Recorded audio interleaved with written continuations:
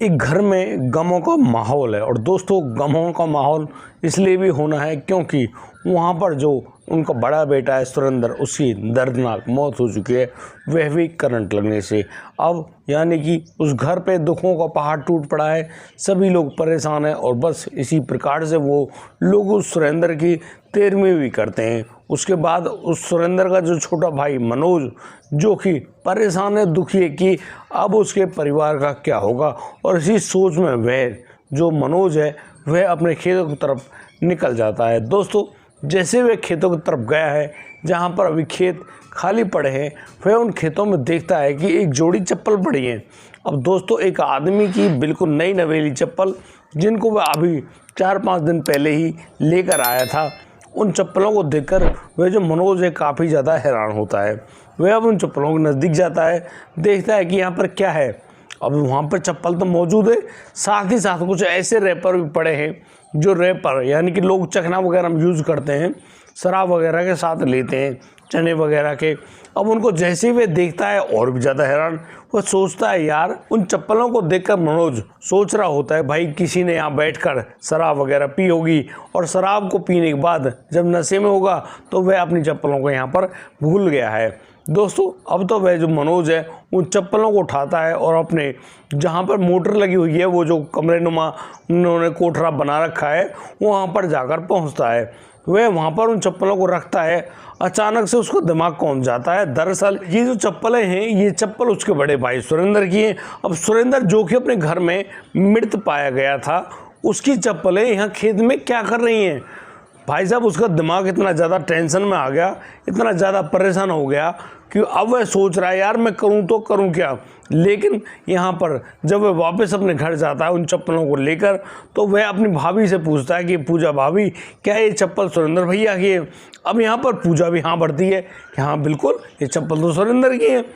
अब तो वह अपनी माँ और बाबा के पास जाता है, उनसे पूछता है कि भाई आप लोग इन चप्पलों को देखिए, क्या ये चप्पल सुरेंद्र की है। तो वो भी कहते हैं कि हाँ भाई, चप्पल तो सुरेंद्र की है। क्योंकि परिवार में कोई भी व्यक्ति नई टी-शर्ट हो गई या फिर चप्पल हो गई, जूते हो गए, उन पे तो अपनी जो चीज़ें उन पर निगाह तो हर कोई रखता है। और बस वही निगाह उस लड़के मनोज ने रखी। लेकिन दोस्तों, अब जो मनोज का अगला कदम था बहुत ही ज़्यादा हैरान करने वाला था। वह जैसे उस कदम को उठाता है, यानी कि अब तो वहाँ पर एक ऐसा खुलासा सामने आने वाला है जिस खुलासे को जानकर सभी लोग हैरान रह गए और सभी की आंखें खुल गई। भैया, इतना भयंकर कांड भी हो सकता है। अब कांड क्या था, बहुत ही ज़्यादा हैरान कर देने वाला। दोस्तों, आज हम आपको पूरी घटना विस्तार से बताने वाले हैं। आपसे विनती है इस कहानी को अंत तक जरूर देखिएगा। नमस्कार, आदाब, सत श्री अकाल दोस्तों, स्वागत है आपका हमारे यूट्यूब चैनल किस्से क्राइम के। और दोस्तों, आपसे वही प्यार भरी गुजारिश, आगे बढ़ने से पहले हमारे चैनल को सब्सक्राइब करें, नोटिफिकेशन की बेल को दबाना बिल्कुल ना भूलें। दोस्तों, हमको फेसबुक पर भी फॉलो अवश्य कर लें। और आज का बेहद ही हैरान करने वाला मामला सामने आया है जींद, हरियाणा से। दोस्तों, जींद जिले में यानी कि पिछले 1 महीने पहले जब उस सुरेंद्र की मौत हुई, सुरेंद्र की मौत तो हो गई भाई। अब उस सुरेंद्र की मौत होने के बाद यानी कि उस सुरेंद्र के परिवार में उसकी पत्नी ने जब बताया कि ये जो सुरेंद्र है यह उसके घर में मृत पाया गया था, और अब वह जो बिल्कुल रोना पीटना, बड़ी ड्रामा, आए हाय मज़े काट दिए भाई। इतने ढंग से वो ड्रामा करती है, बताती है कि भैया उसके पति की मौत हो गई। लेकिन कहानी कुछ और थी, लेकिन वो छुपा रही होती है। लेकिन जिस दिन मनोज को उसके भाई सुरेंद्र की चप्पलें मिली, वह अब घर में हर व्यक्ति से इस बात की पुष्टि करवाना चाहता है कि क्या ये चप्पलें मनोज की हैं। अब यहाँ पर सभी लोग कह देते कि हाँ, ये चप्पलें मनोज की हैं। अब बस फिर तो मनोज जो है, मनोज का अगला कदम होता है पुलिस स्टेशन जाने का। वह सीधा थाने में जाता है। थाने में जाते ही वह पुलिस इंस्पेक्टर की जो टेबल है, टेबल पर उस सुरेंद्र की चप्पलों को रखता है। दोस्तों, जैसी चप्पल वहाँ पर रखी है, पुलिस इंस्पेक्टर गुस्से में, भाई क्या करता है, ये चप्पल रखने की जगह थोड़ी है, लेकिन वह जो मनोज है वह कहता है कि साहब ये चप्पलें नहीं है, ये तो कानून के लिए सबूत है और सबूत हमेशा ऊपर ही होता है। अब जिस प्रकार से ये जो बातें हो रही हैं इनको सुनकर उस थाने में मौजूद हर पुलिसकर्मी उस टेबल के पास इकट्ठा हो जाता है। अब यहाँ पर उस लड़के मनोज से बातें सुन रहे होते हैं। मनोज कहता है कि साहब जैसा कि जो उस गांव यानी कि लुधियाना जो गांव है जींद के अंतर्गत आने वाला, वहाँ पर जिस लड़के यानी कि सुरेंद्र की मौत की खबर तुम्हारे पास पहुँची थी, वो जो सुरेंद्र है उस सुरेंद्र की ये चप्पल है और इन्हीं चप्पलों को वो पहनता है। लेकिन मैं आपको बता दूं ये चप्पलें उस मनोज को खेतों में मिली है और खेतों में उस जगह पर मिली है जहाँ पर यानी कि शराब की बोतल भी पड़ी है और खाने पीने का सामान सब भी जो खाली रैपर है वो पड़े हैं। अब तो भाई साहब जैसे इस बात को सुनती है पुलिस भी हैरान। वो कह रहा है तू पक्का कह रहा है ना ये बात? क्योंकि जनाब बिल्कुल चलो, मैं तो कह रहा हूँ आप चलो। अब पुलिस की एक टीम उस मनोज को गाड़ी में बिठाती है, सीधी खेतों पर पहुँचती है। खेतों पर जाने के बाद अब पुलिस देखती है भैया हाँ ये लड़का मनोज बिल्कुल सत्य बोल रहा है और ये चप्पल भी उसी लड़के यानी कि सुरेंद्र की है। अब तो पुलिस उन चप्पलों को लेकर वापस आती है मनोज के घर पे। मनोज के घर पे मनोज की भाभी सुरेंद्र की पत्नी यानी कि पूजा से पूछा जाता है कि चप्पल किसकी है, तो वो भी सुरेंद्र की बताती है। उसके माता पिता भी यानी हर कोई व्यक्ति यही बता रहा है कि ये चप्पल सुरेंद्र की है।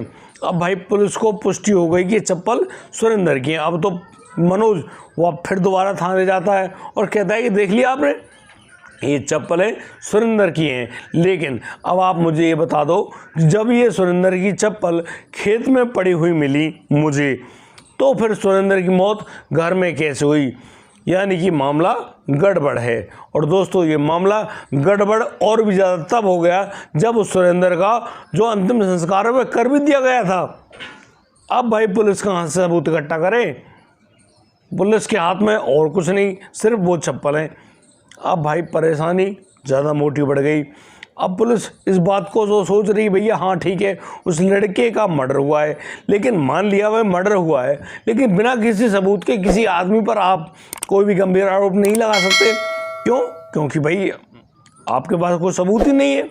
अब इसी प्रक्रिया में कहानी और बदलती है। लेकिन जो पुलिस है, पुलिस अब वापस उसी यानी कि सुरेंद्र घर पे जाती है और यहाँ पर उस लड़के सोनू के बारे में जानकारी बटोर रही होती है। दरअसल जो सुरेंद्र के माता पिता ने बता दिया था कि ये जो सोनू है, सोनू इस सुरेंद्र के चाचा का लड़का है। मतलब कि दो बाबा थे, उन बाबा के बेटा और ये पोता है, मतलब दूसरे बाबा का पोता है, भाई उसका छोटा भाई लगता है। लेकिन उन परिजनों को शक था कि इस पूजा के कुछ अवैध संबंध बन गए हैं उस लड़के यानी कि सोनू से। अब सोनू चल रहा है फरार, सोनू के बारे में कोई जानकारी नहीं है। अब पुलिस जब आती है उस पूजा से कहती है पुजा आप उनके साथ पुलिस थाने चलो, दरअसल उनको कुछ अहम जानकारी मिली है, तुमसे वो उन जानकारियों को पाना चाहेगी। अब दोस्तों जो पुलिस है, पुलिस लेकर आ जाती है पूजा को पुलिस थाने में। और पुलिस थाने में आने के बाद अब पूजा से जब वही ढंग से पूछताछ की जाती है तो दोस्तों यहाँ पर पूजा पूरे राज को ऐसे पर्दाफाश करती है, एक एक बात को ऐसे बताती है जैसे कि बहुत बड़ी प्लानिंग वहाँ पर हुई है और उसी प्लानिंग के अंतर्गत उन लोगों ने उस आदमी यानी कि सुरेंद्र की जान ले ली और जान भी बहुत ही ज़्यादा दर्दनाक स्थिति में। अब तो पूजा से जो पूछताछ की जा रही है वहाँ पर पूजा एक ऐसी अहम सच्चाई को बताती है कि पूजा कह रही होती है कि उसके जो देवर सोनू से अवैध संबंध बन गए थे और इन्हीं संबंध की वजह से उसको वह जो सुरेंद्र वह फूटी आँख भी नहीं सुहाता था। जब भी सुरेंद्र कोई बात कहता उसको ऐसा लगता कि सुरेंद्र उसको ताने दे रहा और फिर छोटी छोटी बातों पर इतना बड़ा झगड़ा बन जाता उन पति पत्नी के बीच में, यानी कि दोनों आपस में बोलचाल भी बंद कर देते। और दोस्तों मैं आपको बता दूँ ये पूजा अकेली नहीं है, पूजा को बच्चे भी मौजूद हैं उसी सुरेंद्र के। और फिर भी जो पूजा अपने पति धर्म को छोड़कर यानी कि अपनी जो हवस का जो लालच है उसी के चलते अपने यानी कि देवर के साथ उन्हीं अवैध संबंधों में आ गई। अब दोस्तों ये कहानी इतनी ही नहीं थी, यहाँ पर वो दोनों प्लान करते हैं कि सुरेंद्र को कैसे रास्ते से हटाया जाए। और दोस्तों इसी प्लान में आगे बढ़ता है वह सोनू। और सोनू एक दिन अपने भाई सुरेंद्र से कहता है कि सुरेंद्र यार कुछ खाने पीने की चलें क्या? शाम का टाइम था। अब शाम के टाइम सुरेंद्र को कोई ऐसा कहे, सुरेंद्र मना कैसे कर दे, क्योंकि उसको भी शराब पीना मतलब अच्छा लगता था। अब वो दोनों भाई यानी कि जो सोनू है वह गाड़ी लेकर आता है और सोनू जब उस सुरेंद्र से कहता है कि सुरेंद्र आओ बैठो गाड़ी में और चलते हैं, फिर तो वो लोग गाड़ी में बैठते हैं, चले जाते हैं थोड़ा आगे और फिर ठेके पे पहुंचते हैं, शराब भी लेते हैं और फिर कुछ खाने पीने का सामान भी लेते हैं और फिर खेतों पर चले जाते हैं। अब तो वह जिस खेत पर पहुंचे हैं वहाँ उस खेत पर वो बैठकर उस शराब का सेवन भी कर रहे होते हैं। दोस्तों, हम शराब पीने का मतलब कि घोर विरोध करते हैं, शराब पीना बहुत ही गलत बात है। दोस्तों, अब तो वो लोग शराब का सेवन तो कर रहे हैं, लेकिन जैसे जैसे शराब पिलाई जा रही है, पी जा रही है, वो जो सोनू है वह सोनू यहाँ पर साखी बना बैठा है और अपने दोस्त अपने बड़े भाई सुरेंद्र को शराब पिला रहा है। वह खुद तो बहुत कम शराब पीता है, लेकिन वह अपने जो बड़ा भाई सुरेंद्र है उसको टल्ली कर देता है। और दोस्तों, यहाँ सुरेंद्र को इतना नशा हो जाता है कि सुरेंद्र से ठीक ढंग से खड़ा भी नहीं हुआ जा रहा। अब जो सुरेंद्र है वह जैसे तैसे खड़ा भी होता है और आगे बढ़ने लगता है। जैसे वह आगे की तरफ जा रहा है वह अब पहुँच जाता है एक उस यानी कि कोठरा में जहाँ पर ट्यूबवेल लगा है। अब तो जो सुरेंद्र है वह नशे की हालत में यानी कि बिना चप्पलों के खेत में बने हुए उस कोठरा के पास पहुंच जाता है और वहां जाने के बाद वह बस ऐसे ही अपने हाथ पांव हिला रहा है, उसको होश तो है नहीं भाई यहाँ है क्या। वह अचानक से मेंढ से होकर जैसे गुजरता है वह धड़ाम से नीचे गिरता है। अब बस इसी बात का शायद वह जो लड़का सोनू है वह इंतज़ार कर रहा होता है। अब तो सोनू खड़ा होता है और बस उसी जो कोठरा में से गेट खोल के मोटर में से बिजली के तार खोलता है, उनको लेके आता है और उनको लगा देता है सुरेंद्र के शरीर में।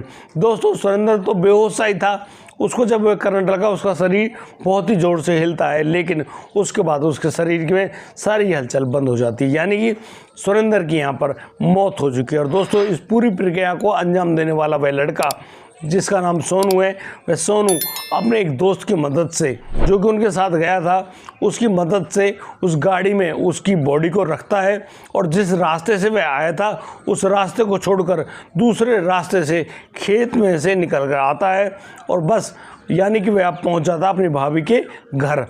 दोस्तों, यहाँ पर जब वह सोनू पहुँचा है वह फ़ोन पर अपनी भाभी को सारी बातें बता देता है और अब तो यहाँ सोनू के वहाँ पहुँचने पर वह जो पूजा है वह अपना गेट खोलती है और उस सुरेंद्र की डेड बॉडी को उस घर में ले जाया जाता है और फिर बेड पर ऐसे लिटा दिया जाता है जैसे कि वह आराम से वहाँ पर सो रहा हो। और अपने पति को वहाँ बेड पर लिटा देने के बाद वह खुद को और अपने बच्चे को लेकर दूसरे कमरे में जाकर सो जाती है और ऐसे प्रदर्शन करती है जैसे कि उसके पति से अनबन चल रही हो।